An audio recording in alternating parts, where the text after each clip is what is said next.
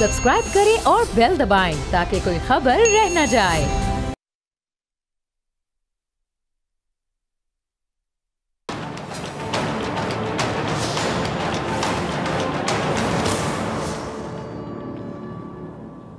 अस्सलाम वालेकुम नाज़रीन, मैं हूं डॉक्टर फ़िज़ा अकबर खान और मैं हूं पाकिस्तान और आप देख रहे हैं पाकिस्तान के सबसे बड़े न्यूज़ चैनल का नंबर 1 प्रोग्राम ऐसे नहीं चलेगा। नाज़रीन, एक सौदागर हिंदुस्तान पहुंचा और दौरान सफ़र जब उसका गुज़र एक जंगल से होता है तो उसके कानों में तोतों की आवाज़ आती है। तो उसे अपने पालतू तोते का एक पैगाम याद आया। सौदागर ने उन तोतों के सामने जाकर उसका पैगाम सुनाया। पैगाम का सुनना था कि एक तोता थरथराता हुआ नीचे गिरा और फिर अचानक से बेजान हो गया। सौदागर ये सब देखकर बहुत हैरान हुआ, बड़ा परेशान हुआ और उसने इस वाक़ये से ये समझा कि ज़रूर ये तोता मेरे तोते का करीबी अजीज़ होगा जो उसकी कैद की खबर सुनकर इसकी ताब ना ला सका और अपनी जान से हाथ धो बैठा। अच्छा, सौदागर को बेहद अफसोस हुआ। किस्सा मुख्तसर, जब सौदागर अपने वतन वापस आया तो उसने अपने सारे नौकरों की फरमाइश करदा चीज़ें उनके सुपुर्द कर दी, जिस पर वो बहुत खुश हुए। तोते ने भी पिंजरे से अपने पैगाम का जवाब तलब किया तो सौदागर के चेहरे पर गम के साए लहरा गए।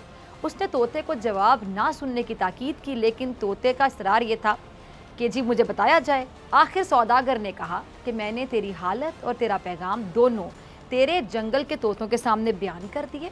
उनमें से एक तोता जो शायद तेरा बहुत ही करीबी था, वो नीचे गिरा और उसकी जान चली गई।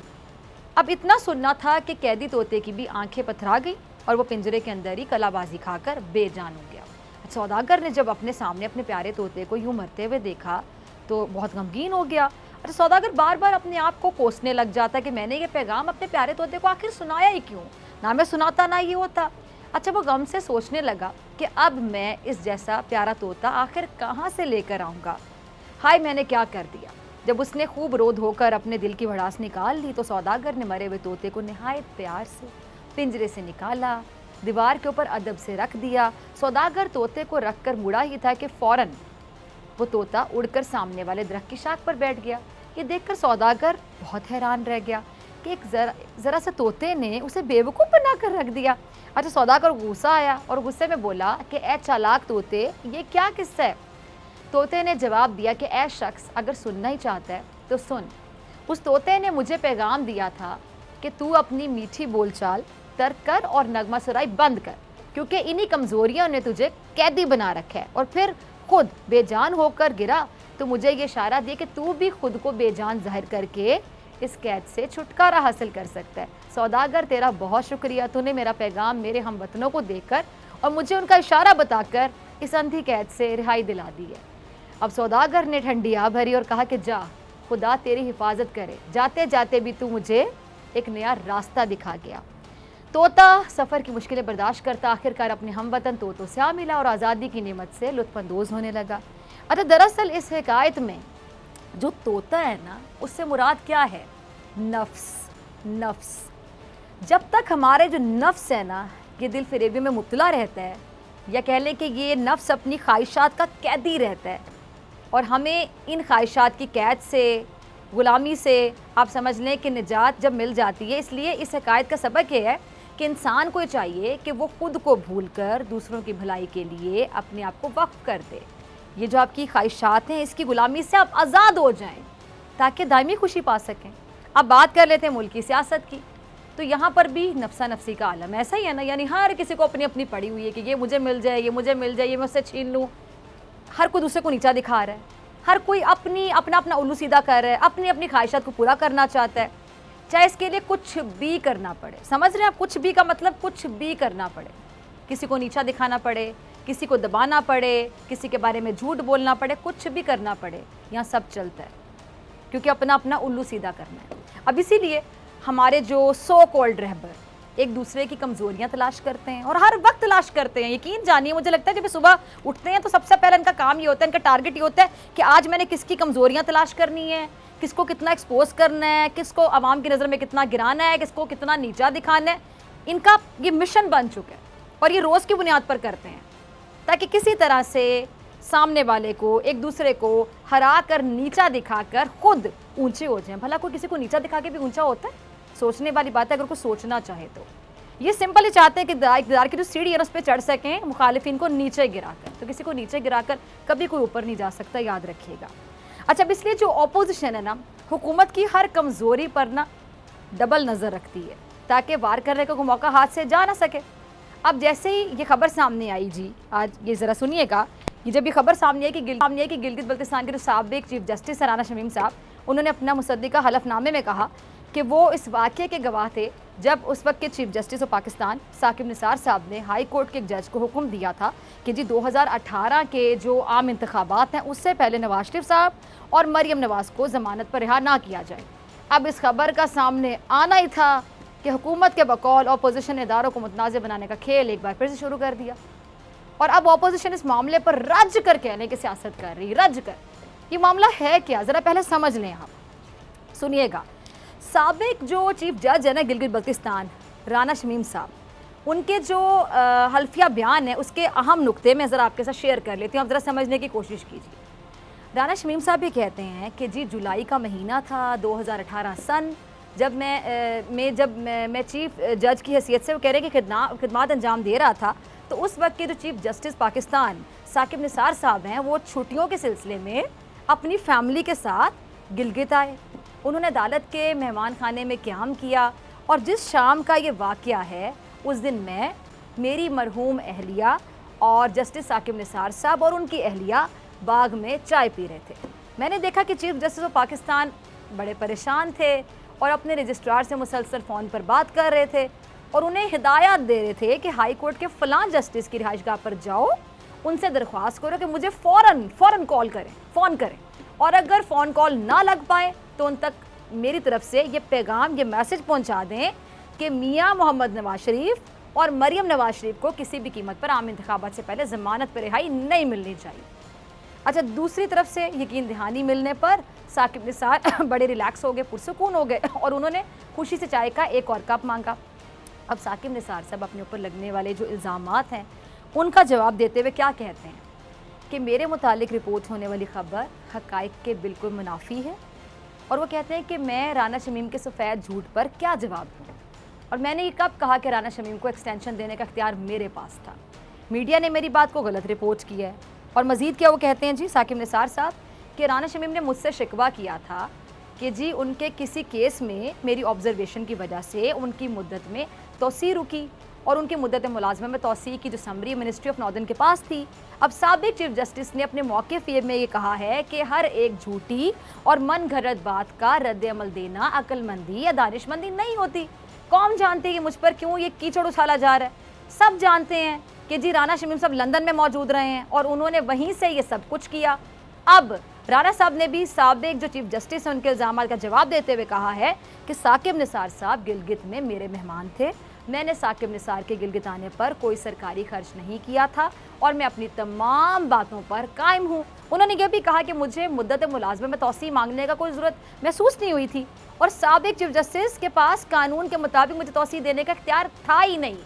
और वो कहते हैं साकिब निसार कौन होते हैं मुझे तोसी देने वाले। अब ऑपोजिशन इस सूरत हाल पर मैदान में उतर आई है, वो भी कमर कस के और रज कर, कहते हैं रज कर सियासत करना, रज कर सियासत कर। ये ज़रा पहला क्लिप चलाइएगा।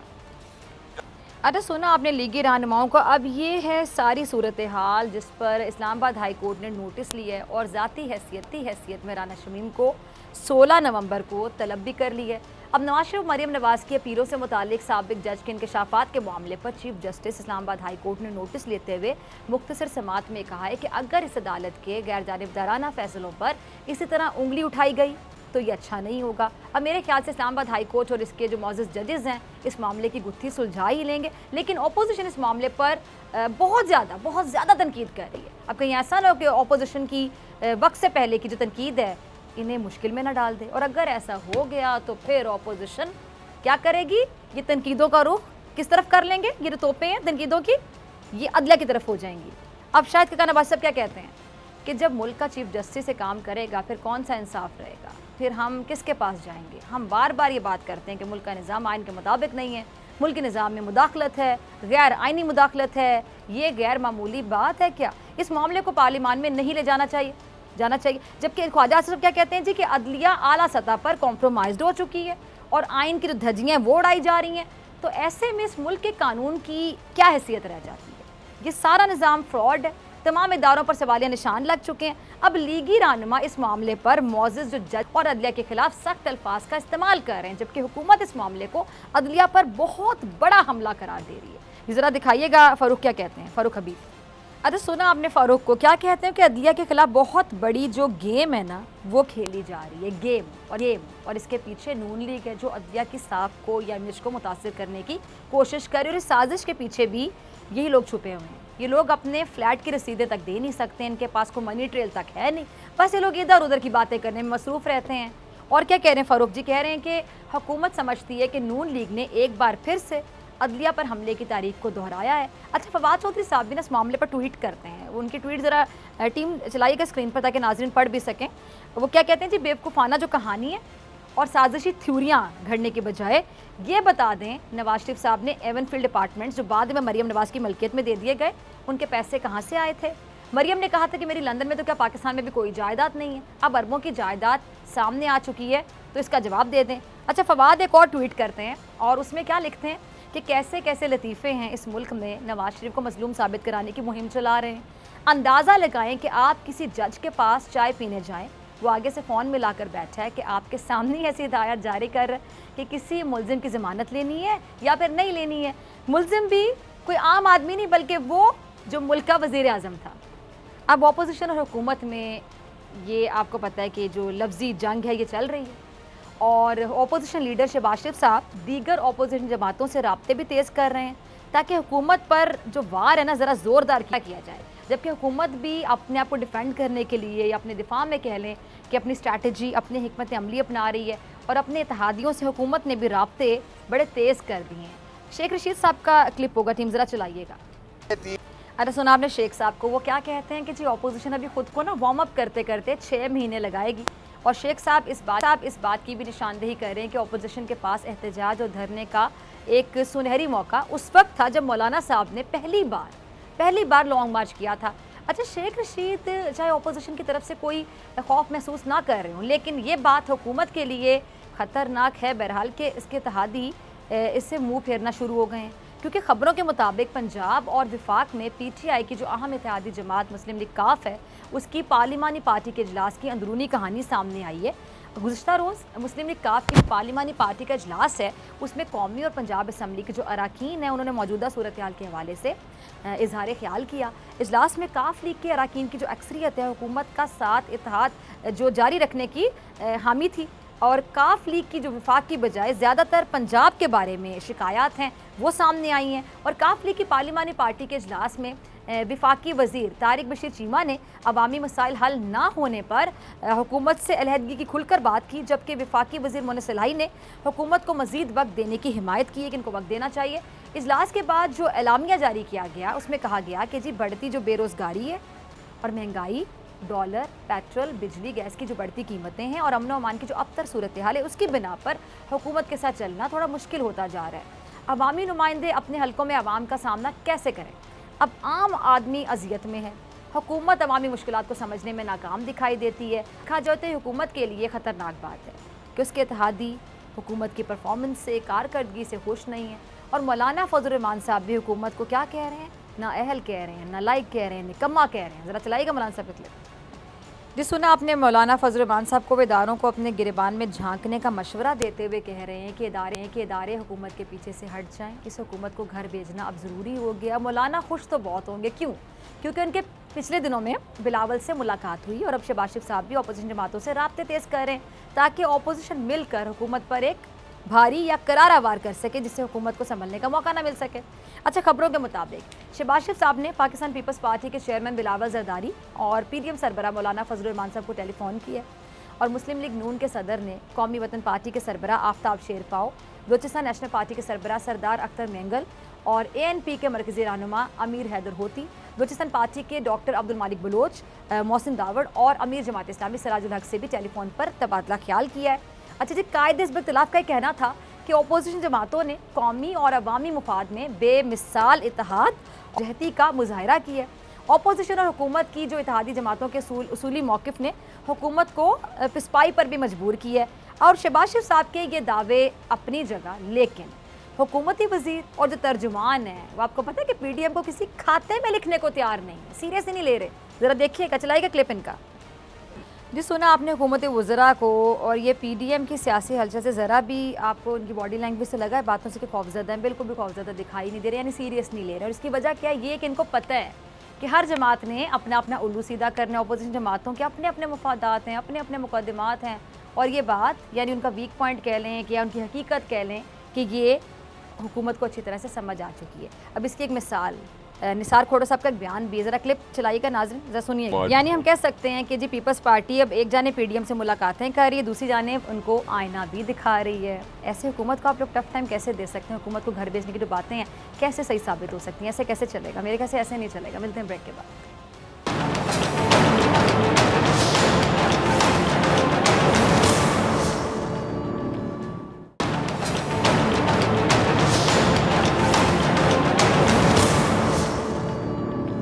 वेलकम बैक नाजरीन। गिलगित बल्तिस्तान के साबिक चीफ जज राना शमीम ने मुबैना हलफनामे में कहा है कि वो इस बात के गवाह हैं कि साबिक chief justice of Pakistan Saqib Nisar ने हाई कोर्ट के जज को करप्शन रेफरेंसेस में नवाज शरीफ और मरियम नवाज को जमानत ना देने की हिदायत दी थी। इस खबर पर रद्द-ए-अमल देते हुए साबिक चीफ जस्टिस साकिब निसार ने कहा है कि मेरे मुतालिक रिपोर्ट होने वाली खबर हक़ाइक़ के मुनाफी है।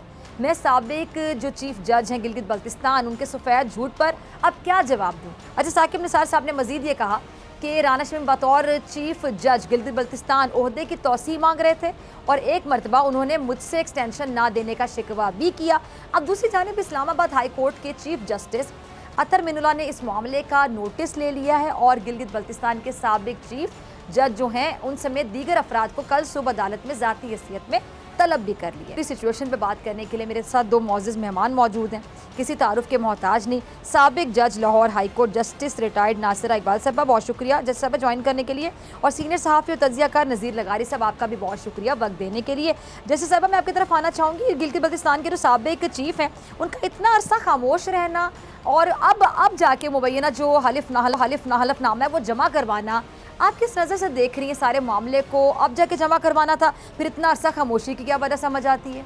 मैं इस पे क्या आपको दे सकती हूँ अपनी राय। असल में तो ये उनसे पूछा जाए कि ये 2018 का वाक़या बता रहे हैं ना, अब 2021 है तो 3 साल शायद ये इसलिए खामोश रहे कि 3 साल जो थी मौजूदा हुकूमत वो ज़रा ज़्यादा ज़ोरदार थी और अब उनको ख्याल हुआ है कि शायद कमज़ोरी में आई है और नवाज़ लीग जो है वो ताकतवर हो रही है, तो शायद वो उनसे कोई मराहत हासिल करने के लिए उन्होंने बयान दिए जो उनके हक़ में हो।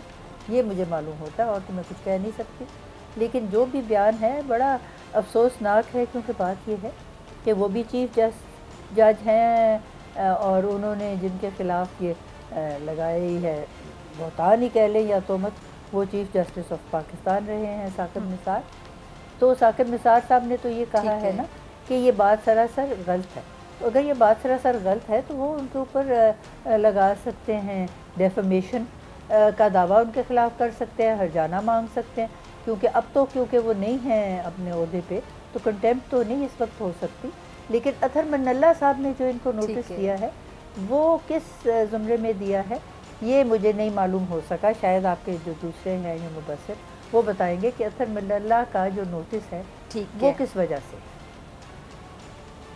ठीक है, इस्लामाबाद हाई कोर्ट ने इस मामले का जो नोटिस है इस पर आगे जाके बात करती हूँ। लगारी से पहले मैं आपकी तरफ आना चाहूँगी, ये आप इसकी जो सियासी जो वजह है आपको क्या समझ आती है? आप तज्जिया क्या देंगे इस हवाले से कि क्या वजह है कि जस्टिस क़य्यूम हो या फिर ये जो जज अरशद मलिक साहब या फिर ये जो चीफ जज है राना शमीम साहब, कोई भी जो तनाज़ा सामने आता है लगारी साहब, उसमें नवाज शरीफ साहब का नाम या फिर उनके केसेस का जिक्र ज़रूर होता है, ये सिर्फ इत्तफाकिया होता है या क्या वजह नज़र आती है आपको?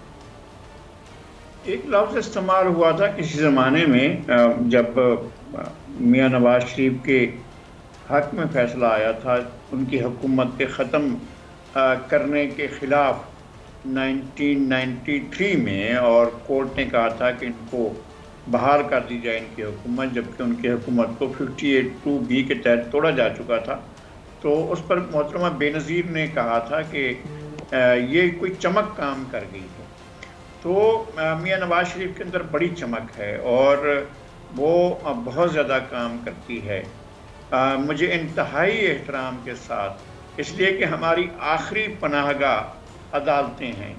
हाई कोर्ट और सुप्रीम कोर्ट हमारी इस सोसाइटी की आखिरी पनाहगाहें हैं, लेकिन इन आखिरी पनाहगाहों में भी बाज़ इस तरह की चीज़ें होती रही हैं जिनको आप ओन नहीं कर सकते खुद। एक तो जुल्फ़िकार अली भुट्टो का फ़ैसला, मोहतरमा जस्टिस नासरा इकबाल मौजूद हैं, उनके शौहर नामदार ने अपनी किताब अपना ग़रीबान चाक में जिस तरह से वो जिक्र किया ख्वाब का कि जी मुझे भुट्टो साहब, ख्वाब नहीं बल्कि वो कहते हैं हकीकत है, वो इसको ख्वाब नहीं कहते, कहते हकीकत है कि भुट्टो साहब आया, देखा तुम्हारे दोस्तों ने मुझे फांसी पर चढ़ा दिया, देखा ये हो गया। वो कह रहे हैं कि ये ख्वाब नहीं था, मैंने एक्चुअली भुट्टो को देखा था। खैर जो भी सूरत हाल हो, लेकिन बहरहाल बाद में उन जजों ने, जस्टिस अकरम थे, ये इनके वालिद थे जस्टिस कयूम के, और जस्टिस नसीम हसन शाह थे, ये ससुर थे आसिफ सईद खोसा के, और जस्टिस चौहान थे, और जस्टिस अनवारुल हक थे। इन्होंने भी एक फैसला दिया था जिसको अब अदालतें भी नहीं मानती हैं। तो आला अदलिया की तरफ से भी इस तरह का होता रहा है, और आला अदलिया भी एक जिसे कहना चाहिए कि एक प्रेशर के तहत पॉलिटिकली मोटिवेटेड जजमेंट्स देती रही है। मुझे इन चीज़ों के बारे में बहुत अफसोस है, लेकिन मैं कहता हूँ कि अदालतों को पॉलिटिसाइज करना या अदालतों के बारे में इस तरह की चीज़ें लाना और इतने अरसे के बाद लाना, ये बहरहाल मियाँ नवाज शरीफ की चमक है, और उनके पास इतनी ताकत है कि वो बहुत आसानी से अपने टारगेट्स को अचीव करते हैं और आराम से वो चीज़ें हासिल कर लेते हैं। इससे पहले वो बेचारे बहुत हो चुके हैं, जज जो हैं अरशद मलिक साहब, तो वो वाक़या भी हो चुका है। अब ये दूसरे आए हैं, तो ऑनरेबल जो हाई कोर्ट है, इंतहाई काबिल एहतराम इस्लामाबाद हाई कोर्ट, उसने तो चूँकि इसलिए नोटिस लिया है ना कि ये केस वहाँ पर अपील जो है सुनी जा रही है, और अपील चूँकि इस कोर्ट में है, इस्लामाबाद हाई कोर्ट में, तो उनके लिए एक नई बात सामने लाई गई है, और इतने अरसे के बाद लाई गई है। हो सकता है कि इसके बारे में बात हो, और ख़ुद उनके बारे में बात हो। अभी तक कंटेम्प्ट नहीं लगाई गई है, लेकिन नोटिस जारी किए हैं। और ये मीडिया जो है, ये ख़ास तौर पर ये मीडिया जो है, ये मियाँ नवाज शरीफ के साथ 40 साल का एक ताल्लुक़ रखता है, और 40 साल में मियाँ नवाज शरीफ के लिए तमाम राहें इस मीडिया ग्रुप ने साफ की हैं और उनके लिए खिदमात अंजाम दी हैं, और वो पेड खिदमात होती हैं या अनपेड होती हैं तो वो जानते होंगे, लेकिन मियाँ नवाज शरीफ का और इस ग्रुप का चोली दामन का साथ है। कुछ अरसे के लिए एक मुश्किल आई थी जब सैफुर रहमान था, वरना ये ग्रुप और मियाँ नवाज शरीफ के पास जो इस्टेब्लिशमेंट की ताकत रही है या इस्टेब्लिशमेंट का साथ रहा है, उसके साथ साथ उन्हें इस मीडिया ग्रुप का भी बड़ा साथ रहा है। ये मीडिया ग्रुप और ये दोनों मिलकर एक जैसा कारोबार करते हैं, एक जैसा धंधा करते हैं। ठीक है, जैसे सब आपकी तरफ आना चाहूँगी। जैसे सब मैं कानूनी हवाले से पूछना चाहूँगी, कानूनी पहलू इसका, जो इस्लामाबाद हाई कोर्ट ने इस मामले का नोटिस लिया है, तो आपको क्या लगता है ज़ेर समाअत मुकदमे पर असरअंदाज होने पर क्या राना शमीम पर तौहीन अदालत लगेगी? कानून इस हवाले से क्या कहता है? यकीनन इस वक्त क्योंकि वो अदालत जो है वो इस मुकदमे की समाअत कर रही है, और ये इम्कान हो सकता है कि जो भी राना शमीम साहब ने कहा है ये असरअंदाज हो उसके नतीजे पे, तो तौहीन अदालत तो सिटिंग कोर्ट तो लगा सकती है। तो अतर मिन्नल्ला साहब ने जो उनको नोटिस दिया है वो इसीलिए दिया है कि बताएं कि वो क्यों असरअंदाज होना चाह रहे हैं अदालत पे। लेकिन साकिब निसार साहब का मामला तो फ़र्क है, वो तो रिटायर हो चुके हैं, वो तो इनके खिलाफ जाने का केस कर सकते हैं, डेफेमेशन सूट कर सकते हैं कि ये मेरा तो इसमें कोई ताल्लुक ही नहीं है। लेकिन उन्होंने सिर्फ ये कह दिया कि मैं क्या कह सकता हूँ, इसका मतलब है कि वो उन्होंने तो एक तरह की किनारा कशी इख्तियार कर ली। मुझे अफसोस इस बात का है कि आला अदलिया को इन मामलात में मुलव्वस होना ही नहीं चाहिए, और राना शमीम ने किस वजह से ये बयान दिया मैं समझती हूँ ये भी कुछ मुनासिब नहीं था। आगे जो अरशद मलिक ने बातें की वो भी मैं समझती हूँ कि जजों को बिल्कुल ज़ेब नहीं देती। जब आप अदालत के हलफ लेते हैं तो आप जजिस कोड ऑफ कॉन्डक्ट जो है उसके पाबंद हो जाते हैं, और उसमें तो ये बिल्कुल वाज़ेह है कि ऐसी बातें जिनका सियासत से ताल्लुक़ हो कतन जज को नहीं करनी चाहिए और ना जज को सुननी चाहिए। और अगर किसी मामले में वो खुद कोई किसी वजह से मुलव्वस हो तो वो केस उसको सुनना ही नहीं चाहिए, उसको कह देना चाहिए कि मैं नहीं सुनता। तो ये जो सारा मामला है ये जजेस को जान के अदलिया जो है उनको बदनाम करने के लिए ये सारा जो है चल रहा है सिलसिला, और जाहिर है जिसको फ़ायदा होने का इम्कान है उनका भी नज़रिया हम देख सकते हैं। ठीक है। अच्छा जैसे साहब एक और बात मैं जानना चाहूँगी, एक साबिक जो चीफ जज है उनके बयान हल्फी की कानूनी हैसियत क्या होती है? देखिए बयान हल्फी तो जो भी दे उसका बयान हल्फी का मतलब है कि ये सच पे मबनी है, बाकी ये है कि उसकी कानूनी हैसियत उतनी है जितनी किसी और शहरी के बयान हल्फी की है। लेकिन वो अगर कहते हैं कि जी मुझे इसमें मुलव्वस करने की कोशिश की गई, तो ये एक अदलिया के ऊपर जो है ना ये हरफ उठाया जाता है। और मैं समझती हूँ कि ये ऐसा बयान हल्फी देना जो है वो अदलिया के वक़ार को ठेस पहुँचने के मुताबिक है। और यकीनन अगर ये बात ऐसी नहीं है तो साकिब निसार साहब को इस पे एक्शन लेने की ज़रूरत है।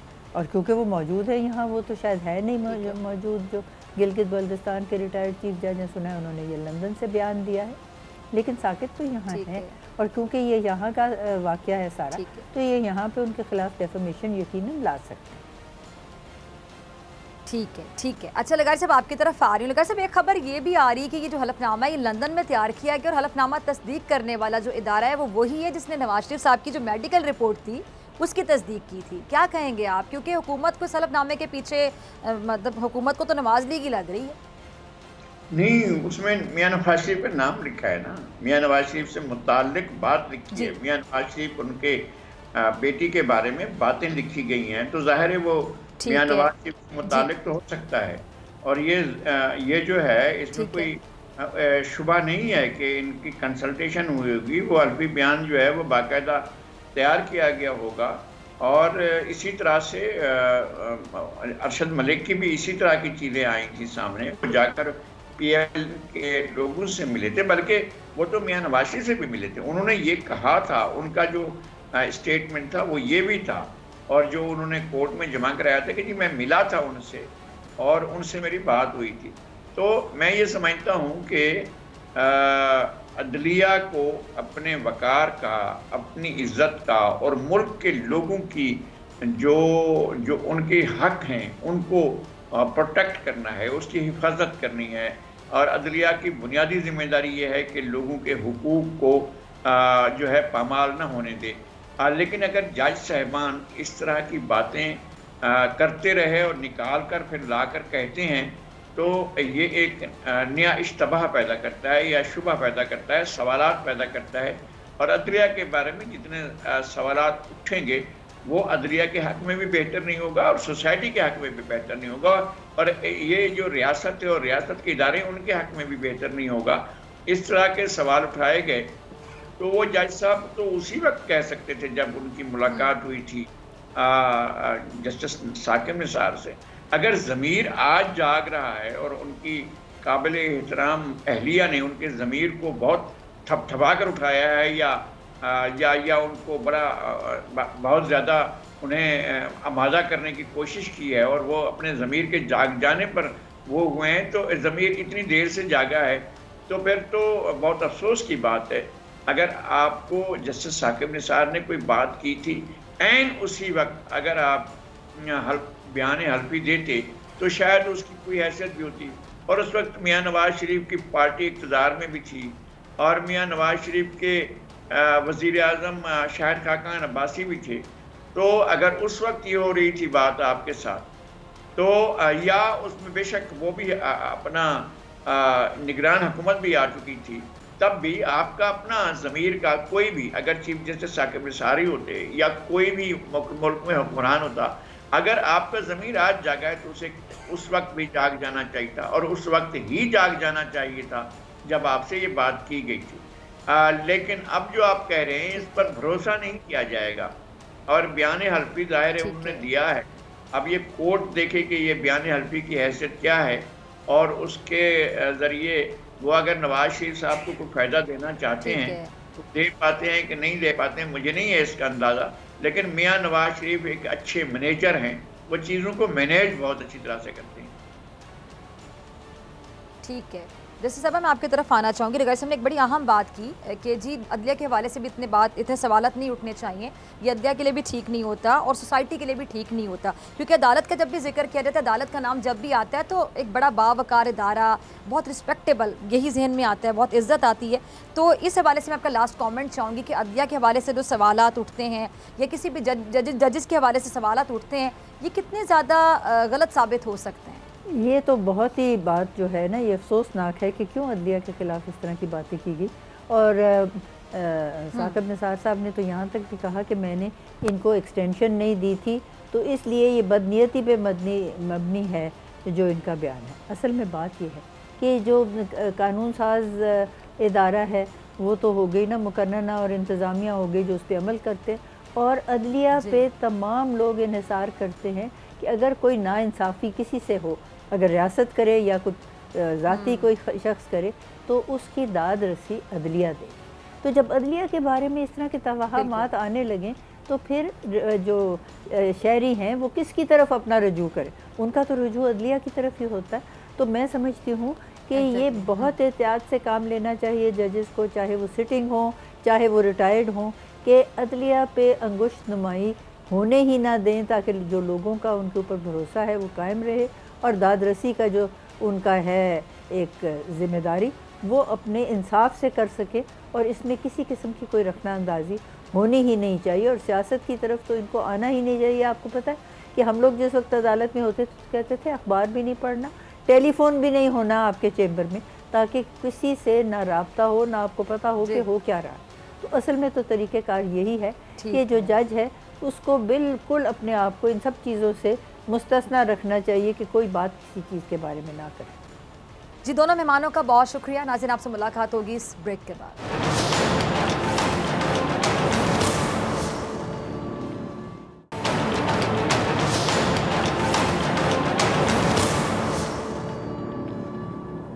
वेलकम बैक नाज़रीन। अब हाल ही में होने वाले पार्लियामेंट कौमी सलामती कमेटी के इजलास में अरकान पार्लियामेंट को ब्रीफिंग के दौरान ही बताया गया कि अगर पाकिस्तान मुकम्मल तौर पर चीन के कैंप में शामिल होता है तो उसे अमेरिका और उसके इत्तेहादियों के गुस्से का सामना भी करना पड़ सकता है। इसलिए पाकिस्तान को अमेरिका और चीन से ताल्लुकात में तवाज़ुन बरकरार रखना पड़ेगा। अच्छा, कमेटी को एक सीनियर ओहदेदार ने बताया कि इस वक्त अमेरिका के साथ जो ताल्लुकात हैं वो निचली तरीन सतह पर हैं और अमेरिका और चीन के साथ ताल्लुकात में तवाज़ुन कायम करने की कोशिशें कामयाब होती दिखाई नहीं दे रही हैं। अच्छा, पार्लियामेंट को यह भी बताया गया है कि अगरचे चीन पाकिस्तान का देरीना दोस्त है, इत्तेहादी है, तहम IMF और FATF की जो कुंजी अमेरिका के हाथ में है और वो इसके ज़रिए पाकिस्तान के लिए मुश्किलात भी पैदा कर सकता है और इसके अलावा वो हमारी जो बरामदात हैं उस पर पाबंदियाँ भी लगवा सकता है। इस पर बात करने के लिए मेरे साथ मौजूद है मोअज़्ज़ज़ मारूफ के मोहताज नहीं, ब्रिगेडियर रिटायर्ड हारिस नवाज साहब। बहुत शुक्रिया ब्रिगेडियर साहब ज्वाइन करने के लिए। ब्रिगेडियर साहब, तालिबान की हुकूमत आने के बाद खासतौर पर जो एब्सोल्युटली नॉट कहा, उसके बाद अमेरिका नाराज़ है, ताल्लुकात जो है निचली तरीन सतह पर चले गए हैं। अब दूसरी जानब चीन से दोस्ती, CPEC, ये बताएं कि अमेरिका और चीन के साथ ताल्लुकात में पाकिस्तान अब तवाज़ुन कैसे कायम रखे? देखें, एक बात डॉक्टर फिजा बड़ी क्लियर है कि हमें तवाज़ुन रखने की ज़रूरत नहीं है जी। हमें पता है कि हमारा कौन दरीना टाइम टेस्टेड फ्रेंड है, उसको तो हम किसी हालत में सेक्रीफाइस नहीं कर सकते। Yes, America is a super power and we should remain engage with them. उनको सारी बताएं कि जी दिस इज व्हाट हमारी प्रॉब्लम है, ये हम आपसे एक्सपेक्ट करते हैं, आपने जो कुछ हमने जो आपके लिए किया and what all you have done for us, हम इसमें बहुत लेट डाउन हुए हैं। सेकंड बात ये कि ये तालिबान की बात नहीं, अगर आपको याद हो इलेक्शन के बाद बाइडेन ने प्राइम मिनिस्टर पाकिस्तान टेलीफोन तक नहीं किया, कोई एंगेजमेंट नहीं की है।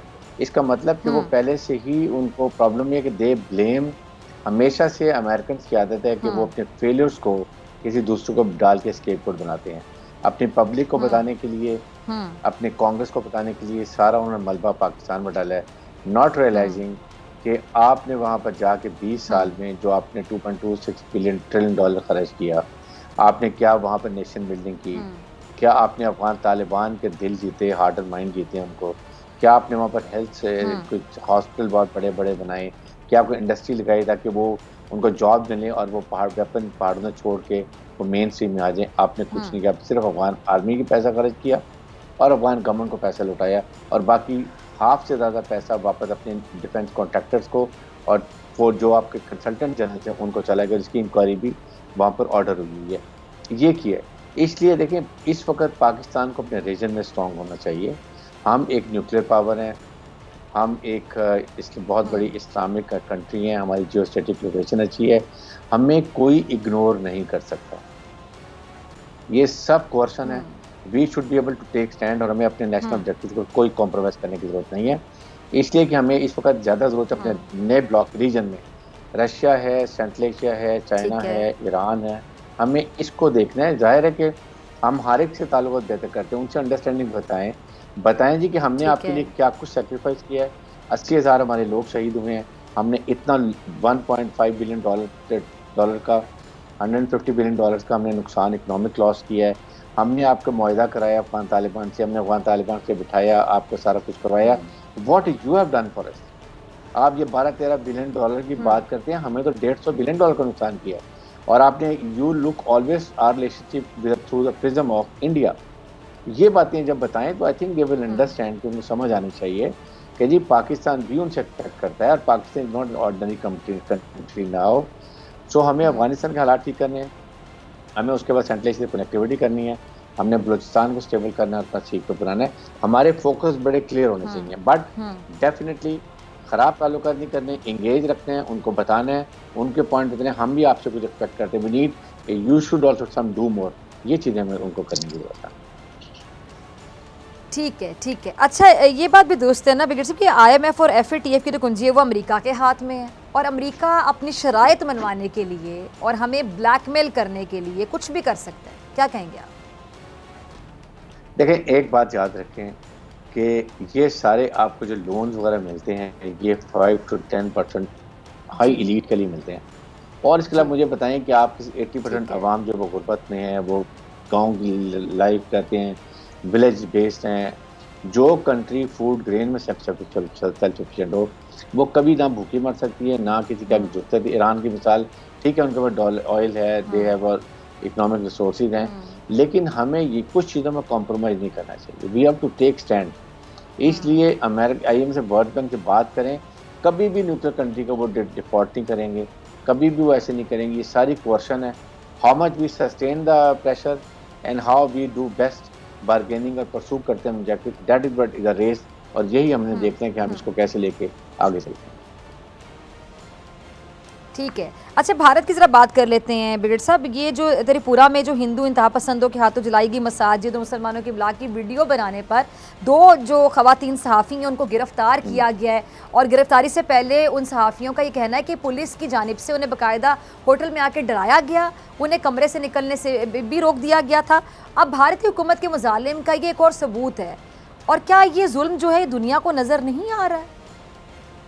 देखें, ये RRS की एक आइडियोलॉजी की गवर्नमेंट है। ये 4-5 का टोला खतरनाक टेररिस्ट और जो हैं बहुत बड़े दहशतगर्द हैं। ये मुसलमानों के खून से इनके हाथ रंगे हुए हैं।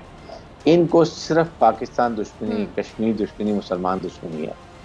दुनिया के मुझे ये होता है, इतने बड़े ह्यूमन राइट्स के चैम्पियंस अफगानिस्तान में ह्यूमन राइट्स की बात कर रहे हैं कि जो औरतों के हकूक़ दें, बात कर रहे हैं जी वहाँ पर इंक्लूसिव गवर्नमेंट बनाएं, वहाँ पर ये दीज आर ऑल क्वेश्चन। और ये प्रेशर टैक्टिक्स होती है, जहाँ आपकी मर्जी है वहाँ हम ट्विस्टिंग करते हैं। कश्मीर नज़र नहीं आता। अभी ये जो 2 खातून सहाफ़ी हैं इंडियंस, अगर उन्होंने एक इंडिया का काला मखलूक चेहरा सही बताया कि ये सेकुलर स्टेट है या ये हिंदू स्टेट है और ये टेररिस्ट यहाँ पर रहते हैं, तो फिर उनकी वजह से क्या कोई आप ये वहाँ के जर्नलिस्ट को खड़ा होना चाहिए, दुनिया को पता चलना चाहिए। आज ये पाकिस्तान में हो रहा था तो आप देखते कि कैसे ह्यूमन राइट्स ऑर्गेनाइजेशन दुनिया जहान के खड़े होकर पाकिस्तान में प्रेशर डाल रहा होता। सो इसमें हमारी गलतियाँ, इसलिए कि हम इस्लामिक ममालिक इकट्ठे नहीं हैं। इस्लामिक आपकी OIC is doing nothing, they're also hijacked by the American and for western countries because of their own interest. अभी आपके सामने UAE के लोग इन्वेस्टमेंट करने जा रहे हैं कश्मीर के अंदर। आई मीन इससे ज़्यादा और हम क्या अपने आप को कमज़ोर कर सकते हैं? Why American and European should support us when we Muslims are not together. तो these are the fact, but इसको कोई शक नहीं है, इसको पाकिस्तान को जितना हाईलाइट करे। हमारी प्रॉब्लम ये है कि हमारे मीडिया चैनल पे एक दफ़ा खबर आई ख़त्म हो गई। इंडिया में सिर्फ ये हसन अली के कैच छोड़ने पे जो उन्होंने वहाँ पर प्रोपेगेंडा शिया सुन्नी और उसकी बीवी इंडिया से है और ये है वो जो कुछ किया, I think it is beyond imagination. तो we have to look into कि हमारा मीडिया, हमारा जो है ये कैमरा, ये इसको कैसे लेके चलता है। क्या मीडिया को डायरेक्शन देते हैं, ताकि इंडिया की चीज़ों को जरूर हाईलाइट करें। हमारे एम्बेसी दुनिया में बैठे हुए हैं, they should take this clip and show to the world. उन मुल्कों को तो बताएं कि ये इंडिया के हैं सेक्युलरिज्म जो आप बात करते हैं, it is a Hindu terrorist state controlled by RS ideology and that is what is the true picture of India. बहुत शुक्रिया आपके वक्त के लिए। इसी के साथ डॉक्टर फिज़ा अकबर खान को दीजिए इजाज़त। आपसे मुलाकात होगी इंशाल्लाह कल सेम टाइम सेम चैनल की ज़िंदगी ने वफ़ा की दुआओं में याद रखिएगा, अपना बहुत ख्याल रखिएगा। अल्लाह ने के बाद